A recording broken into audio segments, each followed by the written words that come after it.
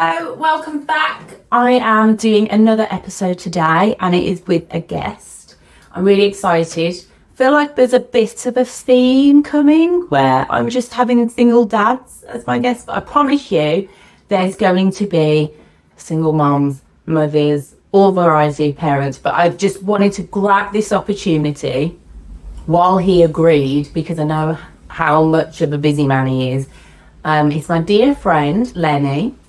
And we've been friends for many, many, many, many years. I've got a lot of respect for him. Hello, Lenny. Hello. Can they see me? Yeah. Oh, okay. If they can see me, I need to. I've got a lot of respect for him. Yeah. No, likewise.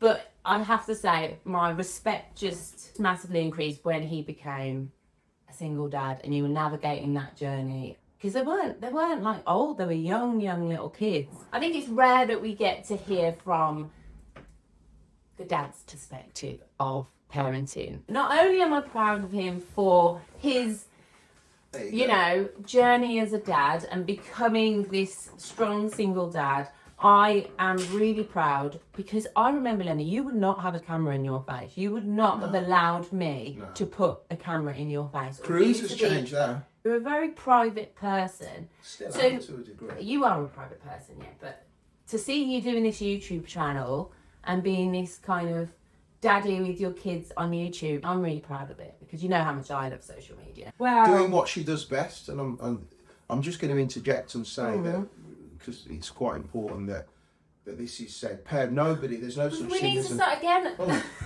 Start again. Oh, God. No, we won't start again. We'll put that in, but I haven't put the microphones on us. Oh, we've got no microphone, so we'll have to start. Words are spells, and don't say you're not good at anything. Thanks, Lenny. But like I said, you are quite private, so I'm really, really grateful for you coming on here and sharing some of your thoughts, ideas, and stories. I think that's the only way forward if we all just talk more about our experience. I know you said that the name Inadequate Mother was quite negative and you never know, I might change it one day, but for now it was a word I think that a lot of moms relate to. As a dad, have you ever felt inadequate? Have you ever felt like you're not enough or you're not gonna? No, and I think there's been times when I've had to reach out to people like yourself, but I've never felt inadequate, and the reason for that is there is no such thing as a perfect parent anyway. And the journey of parenting is riddled with mistakes that we all make, myself included. But I think for me, the number one strategy for that is it's all about repair. So the word inadequate don't come into that equation of how do I repair a situation? It's a reflection of the feeling that those mistakes give you. And that's what you need to do, reflect on those feelings for yourself, self-heal, and then you can sort out the situation with your child. But inadequate parenting, no, I just meant the word in itself. I think none of us are perfect parents. Some people probably think they are, but there is no such thing as a perfect parent. I feel like the parents that do question themselves and feel like they're inadequate or feel lost are the parents that generally are good because they're constantly questioning, am I doing right? We are living in a very high pressured society and not feeling good enough isn't a good thing. If people want to term this as inadequate, then I guess it is. But when I've had situations where I've not understood, co-parenting is a big thing for me, not so much the children, but not understood the children's behaviour and why they've done something. All I've done is researched and looked into it, and then the answer's there. So whether that I've felt inadequate for that, because I'm a solutions person, instead of feeling inadequate, I think, okay, I don't quite understand what just happened there. So let me try and find out how I can resolve that situation or repair it or make it better. And I think because I've got that mindset, it's just difficult for me to say I feel inadequate, because when I do have those moments of feeling inadequate, I wouldn't use the word inadequate. I'd feel lost or what happened there? I don't quite know what to do. What I then do is, because I think some parents probably don't grasp or may not grasp that concept of, hang on a minute, there is help there. This podcast, for example, what you're doing is we're not taught how to be parents, especially if you don't have a good childhood as well. Massively, if you've not had, and so well, then you've got the thing of passing it on to your children. But we're not taught how to be good parents. So this podcast, like other people that are similar to you, is bridging that gap of helping people to understand, yes, you will make mistakes, but I think the most important thing, and from all the studies I've done, and I think the most important thing is where I see parents fail in front of me, because we're all good inside, but what happens is you tend to sort of start yelling or say something like, you shout at a child for doing some, say for instance the child says, I don't want this chicken tonight, it's horrible. You lose your head because you've got all this stuff going on, your work environment and all that sort of stuff that they don't know about, all these pressures. You say, I'll get to you, and blah, blah, blah. The child yells back. You feel inadequate then. That's when you feel inadequate, when you don't know how to parent because, or don't realise the impact of what you've just done, because all you've done for a child in that particular moment there is you've now disconnected from your child. This is why you get so many adults with anxiety, depression, is because he'll go away or she'll go away. They'll self-blame and blame themselves because their safety net is their mom or their dad, so they can't blame the mum or dad. So you start to internalize it and blame yourself. I'm not good enough, I'm not good enough. And that's what tends to happen. And so what you need to do is, yes, you've made that mistake. We all make the mistake of, I very rarely do it now because I've got other strategies, because of the amount of time I've invested into understanding children and parenting. But in the initial stages, when there was the times when I'd occasionally yell, I'd reflect on that and think, God, that what I've just done, I'm supposed to be their safety net, especially in young kids. And if they see me yelling at them, they don't feel safe. So in order for them to maintain that feeling of safety with me, they have to self-blame. When I've gone at them, they have to, can't blame me because I'm their world, I'm their safety net. And that self-blame is what leads to anxiety and depression when they're older. Would you say that the self-blame is maybe a reflection that you're enabling? For the child, and no, you feel at the time, when you've shouted at a child for something they've done, they don't know how to cope. They haven't got the coping skills that we've got. So we just get, because of our frustrations and because we're not perfect, a lot of the times you can shout and send them to the room or whatever, but you'll then feel inadequate thinking, God, I've just disconnected with my child. I could have done that better. The child's up there thinking, oh, they internalize it and self-blame. And then you're left with this disconnect. And so all you need to do, because therapy is something adults have. Now, therapy is about revisiting memories from childhood. And the memory or the story is never going to change. But there's a repair process that can happen in therapy. Well, you can do that as a parent. Just because you've made the mistake and the story's there, it don't mean you can't repair it. And what I mean by that is, for example, a repair in that situation is when you've thought about it, you process it. Instead of just apologising, because some people think apologising is, it's not. Apologising is ending the conversation. I'm sorry that I shouted at you, but if you hadn't have said the food was crap, then I wouldn't have shouted. It's still blaming. The child's still going to go away and think, oh, it's my fault. What the repair is simply this, and it's what therapists do to us as adults. Is simply, look, I'm sorry that you apologise, and then you give them a skill in order for them not to repeat that again. It's all about giving them skills. I know we've gone bit deep, bit quickly, but I think the number one thing is that that therapy. You can give your child therapy through the mistakes rather than wait till they become an adult and then they've got to go and get the therapy to revisit the story they had as a kid, to then put the repair process in. And an example of that is any one of your listeners now that's had and even yourself that's had a situation where they look back at their life. If they found a note of a parent that had passed to say, look, you know, I'm sorry for this particular incident, blah, blah, blah, and you know what, it wasn't your fault. But that there is repair. Now, if everyone will resonate with that, there's not anyone out there that's got a situation with that wouldn't love to hear the parents say that. And that's what you can do now. As they're growing up, you can do it now. Because if you don't do it, all you're doing there is you're building your child up to be one of these people that you haven't given them the skills to regulate all these emotions that they're going through. And that's, for me, the most important thing in parenting before anything. This is titled perfectly Inadequate Parenting. You will make those mistakes, but you need to know that the biggest thing, and it's out there, the research, that is to repair. We have got access to a lot more information. Loads. So that's something that you've obviously used, because you've got older kids, haven't you? You've got younger kids. So do you think that's where the difference has been for you, is that you were able to gear up and strategize a bit more because there was just a bit more information? Yes, to a degree, 100%, definitely 100% agree with that. But also I think the gearing up has come mainly from the problems faced.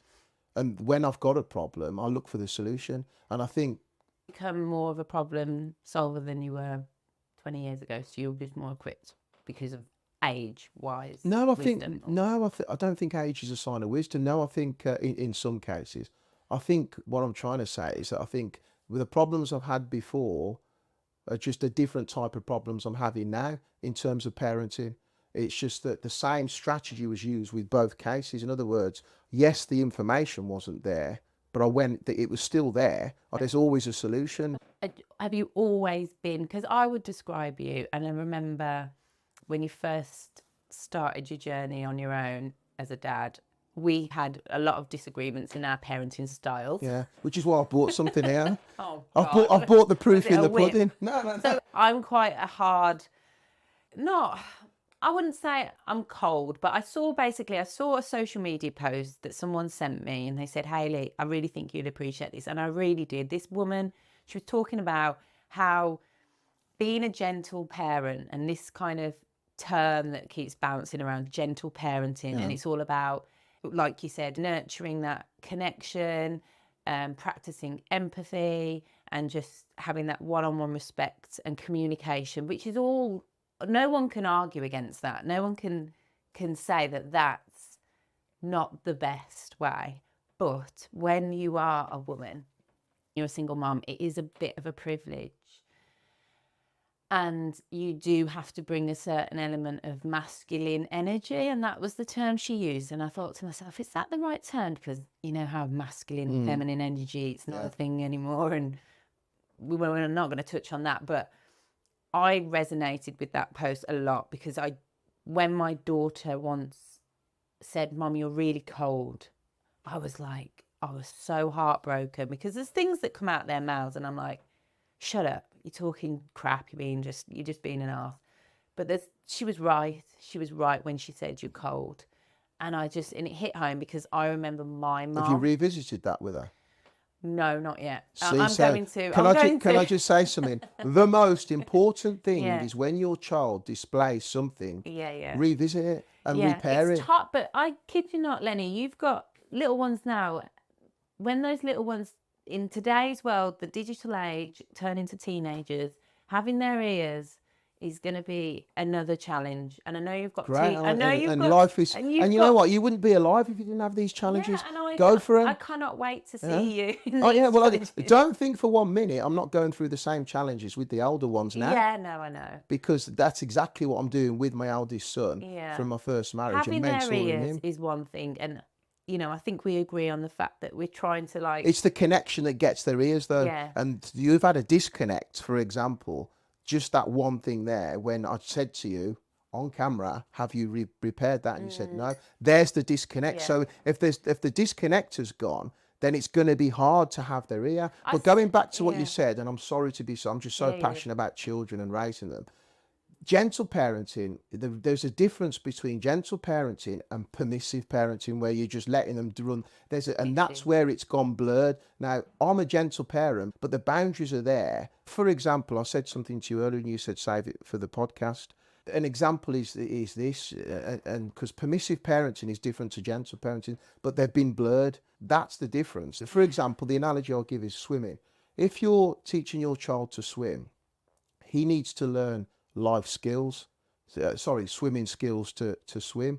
Now, if you punish your child because you're frustrated that he's not swimming and take him out, how are you going to expect him to swim? The same thing applies with when your child does something. What you need to be doing is not taking the child out the pool and punishing the child for doing something whilst he's trying to learn to swim. That is not going to get him to swim. What you need to do is what you do, and you do. If you said to a parent, if you said to someone, I've just took my child out of his swimming class because he couldn't swim properly, he wasn't listening, well, then he's never going to learn to swim, or she. The same thing applies to bringing them up. If you see them doing something that isn't right, that you know isn't right, you need to, instead of saying to yourself, okay, I'm frustrated, I'm going to yell, I'm going to shout, is that going to give him or her the skills? Because punishment doesn't, on its own, punishment doesn't. People think it does.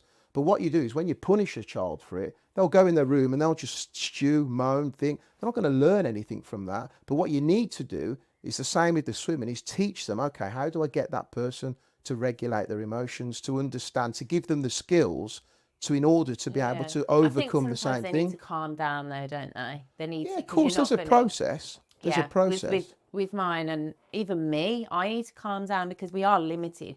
You're someone that's massively leveled up in terms of regulating your emotions and being able to. And you have a military background. I'm police, yeah. So Ex-military, ex-police, not militant, but from a military background, you've had to learn how to control your emotions and not let your emotions dictate how you respond. So I'm saying 100%, with kids, that's massively into it. But I think it more comes from, I remember at school, when I was 14 or 15, my teacher said to me, you need to study philosophy. And I think it's more been the study of that. I think that's helped massively. But I think I've always been, before military and before the police, I think, because that can condition you another way as well, if you let it. I think before that, I've always been a searcher of information.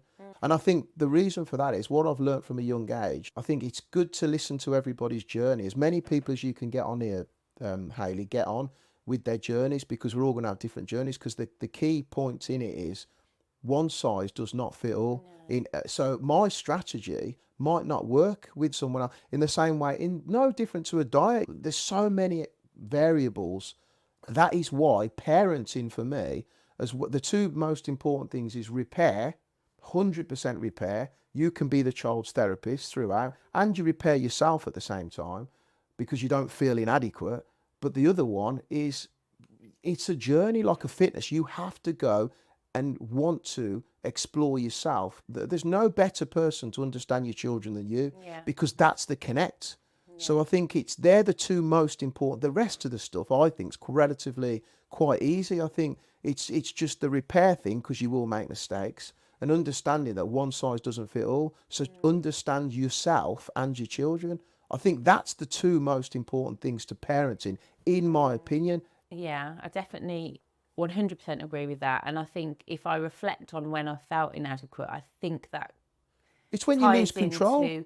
When you lose not just that, but losing my mum was a massive thing for me in my parenting journey, because that was at the start. You know, Kyla was 6 and I lost my mum to her demons, her illness, her depression. She let life get the better of her, and I didn't understand. I was like, what? So she didn't know herself. Did you have any blame in there, self-blame? Massive blame. There was a lot of, there was just a lot. Now, if you had a note off your mum now saying it wasn't your fault, Hayley. As you get older, you learn a lot from your kids. And again, what you said about knowing yourself and knowing your kids. But your kids are there and they're teaching you so much, but they're teaching you about your parents, because you've become them, and you're like, oh, that's why they did that thing, or that's why they made that mistake, or shit, that's really hard and I blamed them. Or, you know, you've got a bit more empathy for your own parents that maybe back then you didn't. I'll let you read it, because it's your show. To my children, don't ever let anyone tell you you can't do something, not even me. You got a dream, you got to protect it. Love you forever and always, your father. Now that is a plaque that I made for the children, Cruz and Moana. Now it's funny, you do something and you have to have reminders, because even though I had this reminder, you still forget even with a reminder, because Cruz came up to me. Now I'm like, this ties in with me not wanting social media and stuff like that, and he says, Dad, I want a YouTube channel, because whether we like it or not, that's the future. Technology is the future, and blah. And me being, 155 or whatever, millennial. I can't birthday. How old are you, Lenny? Go on. Let the viewers. That's a good one for the viewers. Okay. Put in the comments. How old do you think I am? Yeah. The winner gets a prize. Yeah, the winner gets what's the prize? I will tell you when you get the answer right. Put in the comments. But so I don't know. Sometimes I don't know what year we're in, because to me it's irrelevant. Life's just one big. I've started calling them levels. I've decided that I'm on level 38, and I cannot wait to get to level 40. I am literally. Loving it. I'm leveling up and I'm loving it. That's a good analogy. So I don't know. I actually don't know. Sometimes I really don't know how old I am or what year we're in. But anyway. The generation of YouTubers. So he came to me and he was like, and he said to me, Dad, he was watching, I think it was Famous Tube Family and the Rush Fam. And he said, Dad, I want my own YouTube channel. And I was like, I didn't say I don't want you to. I just sort of, no problem. He went back to his mum's, because we have 50-50 custody. So a week with me and a week with mum. 5 weeks passed, and on the 5th week, he basically said, "Dad, are you going to do my YouTube channel?" I looked at him and I said, "Son, do you really want a YouTube channel? What do you want one of those for?" He went upstairs, and this was in his. He went up and got this. Yeah, and he gave it to me, and and he was 5. Wow, we know he's got your brains And I then, just doesn't thought, he? solution. He went for a solution. He's got his own journey. Well, we don't own our children. They've got their own journey, and we're here to support and guide them and keep them safe. I'm not going to do it straight away, and I'm going to try and understand what it is. But I'm telling you now, I'll get a YouTube channel. What's it called? Just for My Fam Jam Family. My It's Fam Jam Family, and it's doing really well. Yeah, isn't it? really was. So I looked at it and I thought, oh my God.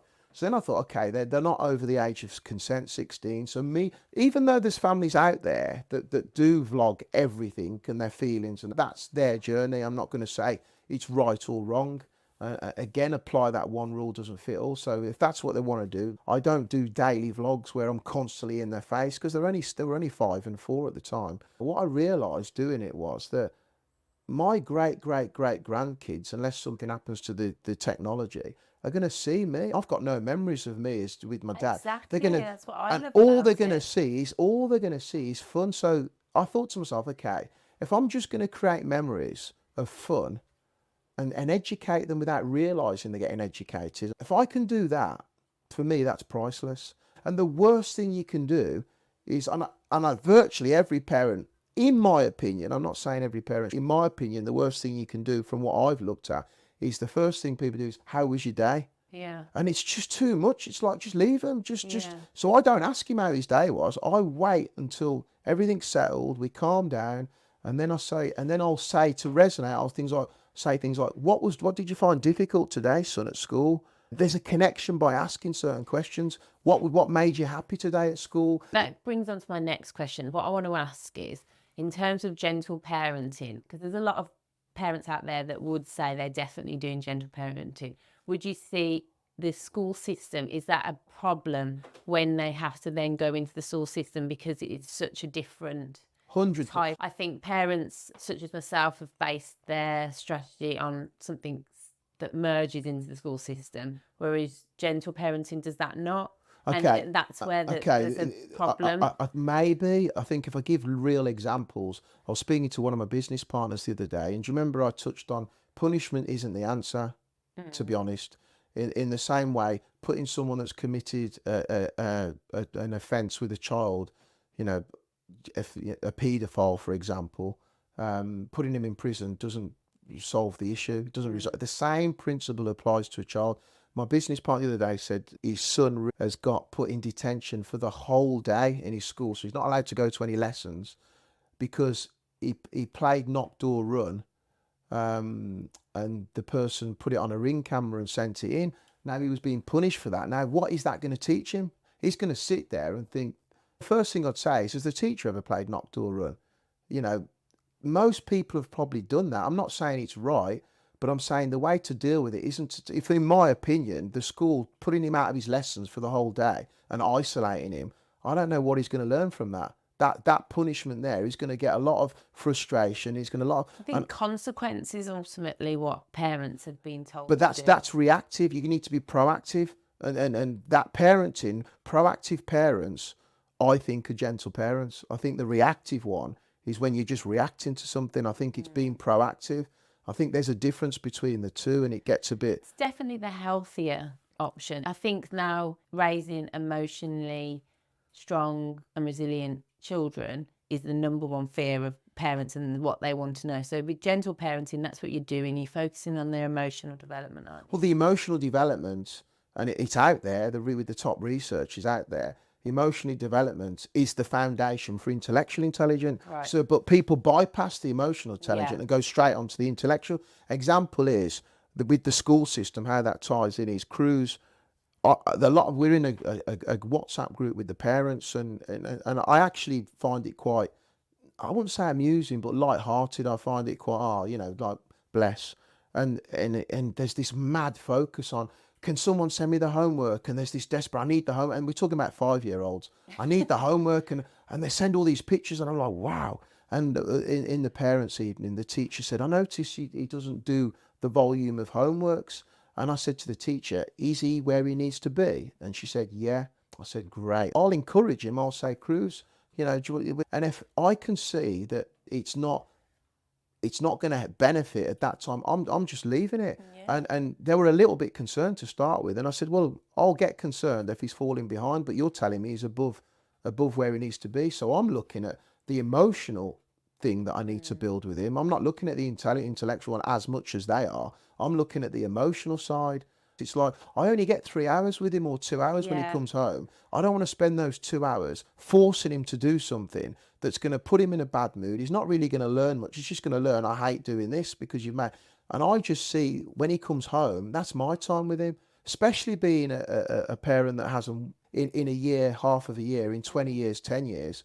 I think, and that's why I think the journey's personal. Don't keep relying on other people. And I think that's what this is good. You're getting a multitude of people in with different stories and different. I think with the schools post-COVID, I've definitely noticed a change in the schools' attitudes and behaviours because, like you said, that it's all what you're talking about is numbers, isn't it? Statistics for schools to meet targets, standardisation. They have to adhere to certain government guidelines and meet this quota of that, and kids hitting milestones and what have you. And I think the pressure has just been massively upped after COVID when the kids were they lost so much time.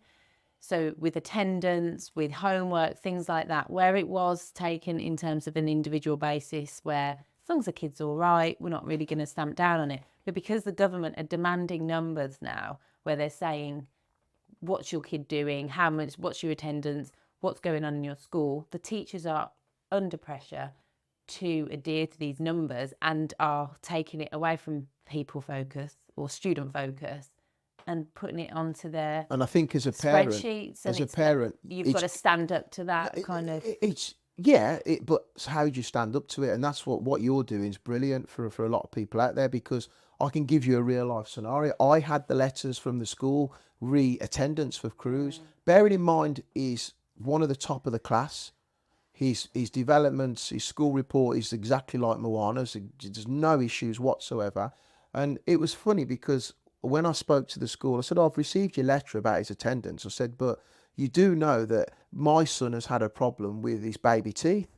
So if he has to go to the dentist, or if he's got to go to the hospital and have them out, what do you want me to do? Do you want me to send him in? Like, he can't go in. So I don't understand the point of letting me know something that you already know and I already know. But it just shows it's a statistic thing. Yeah, it's the bureaucracy that's tied up in a lot of corporations and infrastructures that's now filtered into schools. But as parents, what I realised is I'm not panicking. The words she said back to me was, we hope to see an improvement. And I said, well, I'd love to see an improvement in his health.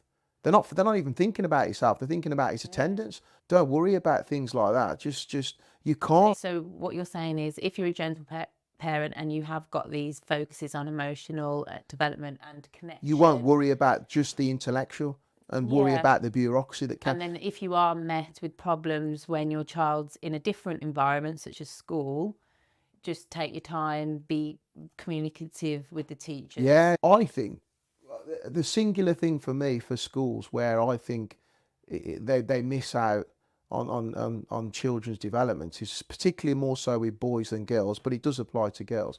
They need to be out more and exhausted. They need to be going out, and instead of just sat. Leon said that. They do. Who came on last? Oh, right, like, okay. He the life coach. He said he doesn't understand why the schools are expecting boys that are full of testosterone, full of energy. They need to be exhausted. They're not allowed to go and explore. They're getting told off for exploring and stuff. Well, just when you say that, told. Well, whoever Leon is, he's spot on. In my opinion, I think children massively, particularly boys, need to be going out there and getting physical. I get that schools can't implement all this. Some of them got 30 kids in the class, so let's be I'm a realist. You know, they can't do all this stuff. So I don't want to pull the school system down. I'm just saying, as parents, we need to be aware of that and bridge that gap. Where I see a lot of in my opinion, where we need to bridge the gap, because I like to find a solution with the schools failing because they haven't got the time and resources, quite frankly, is when a child's sitting there daydreaming, which is what I used to do a lot. The school obviously will pull the child and say, what are you doing? Stop daydreaming.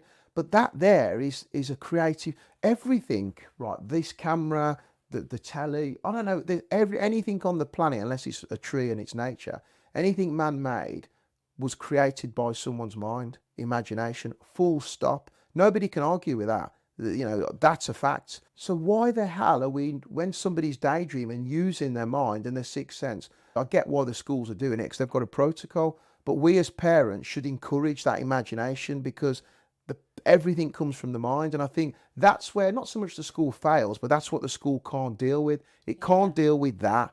The richest place in the world, when people ask me, I say it's a graveyard. I think I've said this to you before. And they say, why is it there? I say, because they take their dreams there. So many people take their dreams to the graveyard. And that is because of, part of the problem is, as us as parents, we don't realise how powerful the mind is for the child, and the imagination and the emotional development, but people call it gentle parenting. But that is the power there. That is the most powerful thing you've got. So us as parents need to encourage that. Obviously, this podcast, we wanted to touch on gentle parenting, and I know Lenny to be the most gentle parent out there. And we've had many conversations where I just don't feel like I have it in me to be a gentle. I try, but sometimes I think I really struggle not to project, and that is part of my character. I'm very transparent. I'm very much say it as it is. So if my child, not when they were younger, when they were 5, 6, you know, you have a little bit more empathy and understanding. But when your expectations in your child rise in terms of who they are, their values, their morals, their respect, and all that kind of thing, that expectation rises, you are going to struggle to not project your disappointment to say. Can I just say something? You said something quite pivotal. That is where people, I think, go wrong. Yeah, you well, expect them. It's your expectations, and that's you can't project your expectations onto them. And that's another sort of cog there that you just said. That's quite. And I think it all gentle parenting for me. If you want to, because you said you find it difficult, let me just unravel that into one simple sentence. Gentle parenting for me is about repair. Repair. That's it. So repair. Gentle parenting is too broad. Just repair. When you make right, okay, it's simple. This is the equation. When the child makes a mistake, you're going to say something really clever. No. When the child makes a mistake, I can't see the cat. They're only for the this. I can't. It's blurred. No, it's blurred. They're the $2.99 from Spar. Gentle parenting, right? It can be summed up for me in when you lose your temper, because we're not perfect parents. Whether you do something wrong, shout. Obviously, reflect, repair, and move on. And that is gentle parenting. Because the problem is, if you yell or smack or do any of those things, you're being reactive. You're not. So that's all you're being, reactive, punishment, whatever. Gentle parenting for me, if someone said to me what it is, I'd define it as this. Because the most is repairing a situation that needed repairing. And I think people should go and research what repairing is with a child. So you can do it. That's my biggest takeaway from this, in terms of gentle parenting needs to emphasize on repair. I think, and it's never too late. No, it's never too late, because, like I said, anyone out there could get a letter from their mom, and they'll repair and that. Don't get me wrong, I have very much been of the. I have grovelled to Kyla when I've lost my temper. I've gone and grovelled. I've cried my eyes out and said, "Please forgive me," because I remember my dad doing that on many occasions where he lost his temper, and especially when he became a Christian. He realised the power of forgiveness, and he asked for my forgiveness as a child. I'm really sorry for that time I beat you, and I lost my temper with you. And I remember just being like, I think I was called into the office actually because I had a handprint on my ass, and the head teacher brought me in because I had a handprint. Can I ask how they saw a handprint on your ass? I can't remember. I'm joking. I was about 5 years old. It was in. Oh, okay. It was some. Okay. I was very small. I'm thinking you're 16. And he got questions on that, but 35 years ago, spanking was normal. But I remember he's very much asked for my forgiveness for that. So that is something that's installed into me, to repair, say you're sorry, but also give him the skills. There's a 3-part process to it. It's give him the skill, because if you just say sorry on its own, for example, I'm sorry for doing that. But if it's absolute, it doesn't give closure or an understanding or any skills. You're just saying sorry. The next step is, I'm sorry for doing that, but if you hadn't have done that, I wouldn't have shouted. that's not good enough because now you're apologising. Lenny, you're I'm ending. just seeing this. Oh, it's fine. It's like I've got hair. Tickling I love your it. head. No, leave it. I haven't had that feeling in a long time. So, What, no, the hair? Yeah, the hair. I just flick it over. So I've been Just flicking watching my this hair. tree just tickle you the whole yeah, it's great. listening to this on Spotify. You have to look us up on YouTube because you are going to see Me this flicking big, hair with a plant. big bald man getting tickled by a very green plant. Sorry, carry on. But yes, I think people, what they need to take away from this is go and look and research The about skills. the I'm skills more of in- repairing. Yeah, of repairing. This is where you can bridge the gap with this. I think most people fall into the trap of either yelling or afterwards apologising or apologising but still blaming. I think what you need to do is, look, I'm sorry. For instance, how I would do it, I'd like to talk to you about what happened. You know, I'm really, really sorry I yelled at you. I shouldn't have yelled at you. It's not your fault. That's the key.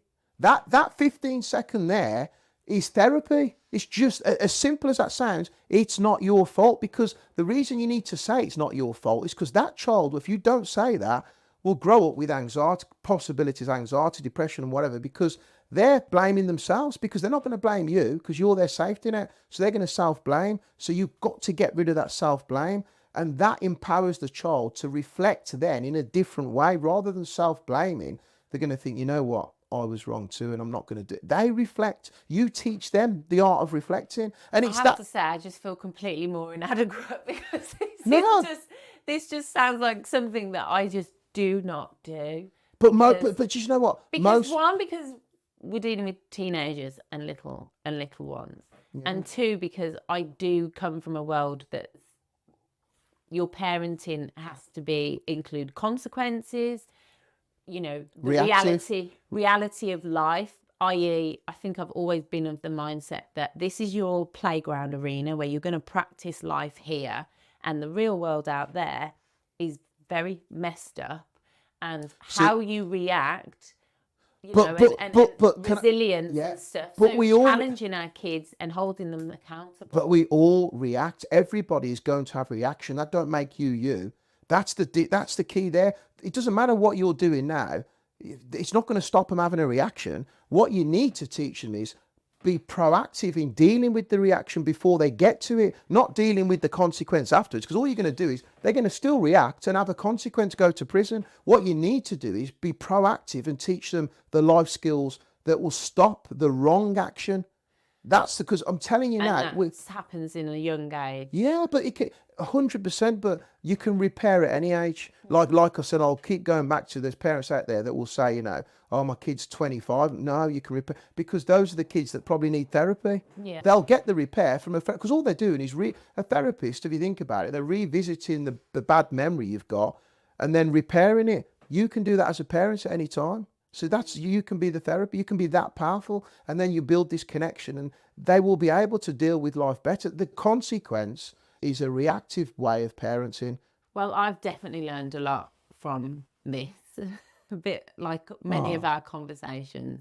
And I think, me being in this podcast is definitely allowing me, because I know I need to not respond. I need to let you talk. I need to let the people that come onto this podcast talk, and it's enabling me to learn rather than respond. I think it'd be good because I am someone that naturally responds. Yeah. Well, this is my idea, and I always think this, and I always think and that. It's great. That's and yours. we all have our ideas, and we are all doing the best we can, and we're all inadequate because, like you said, nobody teaches how to be parents, and we are in a new world with a society that's built to bend us to a point where we can break. And if you do feel like you're going to break, that's perfectly normal too. I'm just super proud of this superhero looking man that has taken fatherhood to new heights, and I'm even more proud that you are putting yourself out there on camera with your hoodies. I've got a collection of these. What's the other hoodie? There's no hood like fatherhood. I've got loads. They're great. Because if there's one thing I think most people can agree with, that there is a lacking of fatherly role models that are really out there teaching, and like you said, information seekers.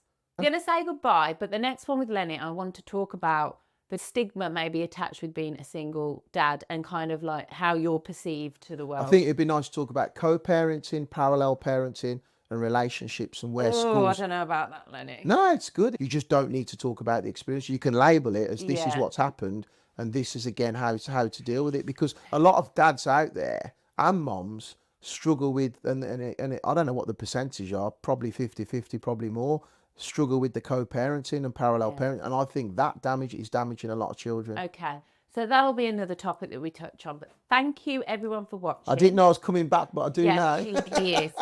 You are going to be a regular until he sets up his own. I'm not doing my own. Until you. I Set don't up need your to. You've own. got yours. Okay, well then jump on board. We'll be co-hosts. About that. I've just got told off because I don't know how to do the. Please please. No, it's you so show me- important. Can you It's just show me so how to do it? important. Yeah, you basically, guys, do not forget, if you enjoyed this content and you want more people on the podcast, because that's what Hayley's going to be doing, she's not going to stop, then please, if on YouTube, like, subscribe, and get notified. We call it on Fam Jam, it's notified. And then Get notified. The kids say Why get can't I notified. think of cool words It's just like cool, that? isn't it? It's better than saying hit the notification, but get notified, and you'll see more of this from Hayley, because I think what she's doing is absolutely brilliant. And I just want to add this in. It's a bit personal, and she can edit it out. But I think you can edit it out if you don't want it in. But I think what's really cool about this is I've said to a lot of people that everybody should have a YouTube channel and vlog their passion and do the passion, because you can earn an income from your passion. And this is Hayley's passion. So if she can get this, which she will, to a point where she's earning a real nice income from it and giving so much back, she can. I think it's beautiful to see, and I'm so glad she's doing it. So please get notified, like, subscribe, and stay tuned for more. Until next time, goodbye. Goodbye. Thanks. That's all you need to do. Thanks, Lenny. I'm going to do that. You've got to say it.